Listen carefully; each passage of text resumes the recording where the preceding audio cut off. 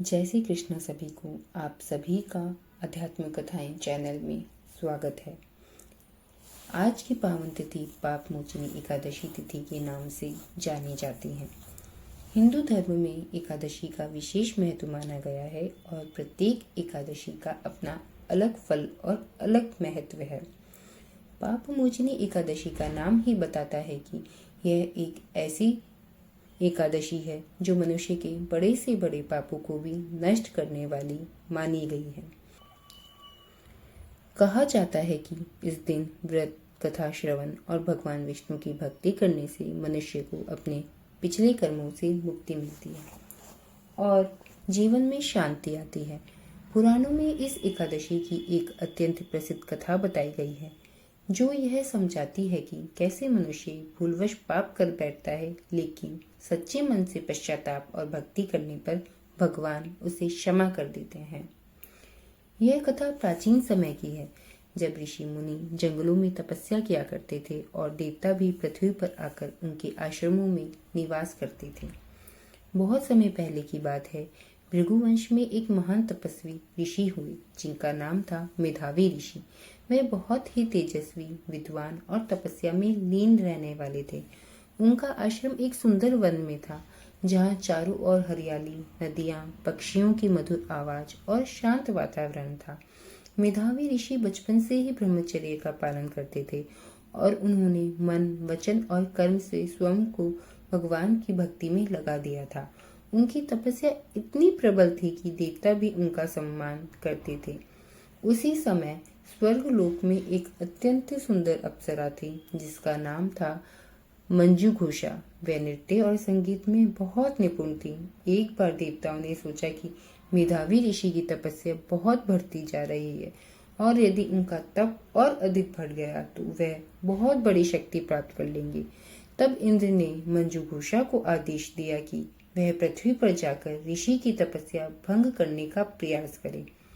मंजू घोषा पृथ्वी पर आई और वह उस वन में पहुंची जहां मेधावी ऋषि तपस्या कर रहे थे। उसने आश्रम के पास एक सुंदर स्थान चुना और वहां बैठकर मधुर स्वर में गाना गाने लगी। उसकी आवाज इतनी मधुर थी कि आसपास के पक्षी भी शांत हो गए। वह वीणा बजाने लगी और धीरे धीरे ऋषि के मन को आकर्षित करने लगी। कई वर्षों तक मेधावी ऋषि अपनी तपस्या में लीन रहे, लेकिन एक दिन जब उन्होंने मंजू घोषा का गीत सुना तो उनका मन विचलित हो गया। उन्होंने आंखें खोली और सामने एक अत्यंत सुंदर स्त्री को देखा। धीरे धीरे उनका मन तब से हटकर उस अप्सरा की ओर आकर्षित होने लगा। मंजू घोषा ने भी उनसे मधुर बातें की और इस प्रकार ऋषि का ब्रह्मचर्य भंग हो गया। ऋषि और मंजू घोषा साथ रहने लगे। उन्हें ऐसा लगा जैसे कुछ ही दिन बीते हों, लेकिन वास्तव में कई वर्ष बीत गए। ऋषि अपनी तपस्या को भूल चुके थे और संसार के मोह में फंस गए थे। एक दिन अचानक ऋषि को होश आया। उन्होंने देखा कि बहुत समय बीत चुका है और उनकी तपस्या नष्ट हो गई है। उन्हें बहुत दुख हुआ और उन्होंने क्रोध में आकर मंजू घोषा को शाप दे दिया कि वह पिशाचिनी बन जाए। यह सुनते ही मंजू घोषा रोने लगी और उसने हाथ जोड़कर कहा कि उनसे यह सब देवताओं के आदेश से किया था, उसका कोई बुरा इरादा नहीं था। मंजू घोषा ने ऋषि से विनती की कि वह उसे शाप से मुक्त होने का उपाय बताए। तब ऋषि का क्रोध शांत हुआ और उन्होंने ध्यान लगाकर सोचा। फिर उन्होंने कहा कि चैत्र मास की कृष्ण पक्ष की एकादशी का व्रत करने से सभी पाप नष्ट हो जाते हैं और उसी व्रत के प्रभाव से वह शाप से मुक्त हो सकती है। वही एकादशी पाप मोचनी एकादशी कहलाती है। मंजू घोषा ने पूरी श्रद्धा से उस एकादशी का व्रत किया।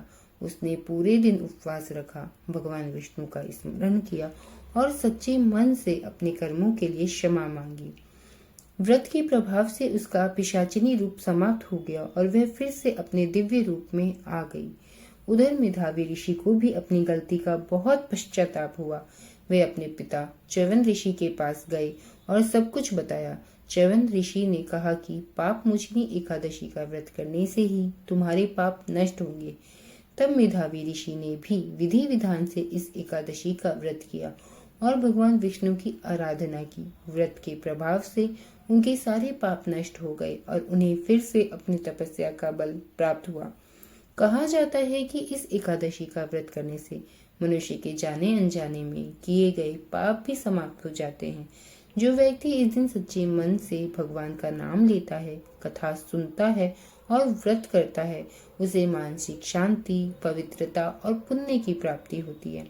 इस कथा का अर्थ यह भी है कि मनुष्य कितना भी बड़ा साधक क्यों ना हो, यदि वह सावधान नहीं रहा तो मोह में पड़ सकता है, लेकिन यदि वह सच्चे मन से पश्चाताप करे और भगवान की शरण में जाए तो उसे फिर से सही मार्ग मिल जाता है। इसीलिए पाप मोचिनी एकादशी को बहुत पवित्र माना गया है।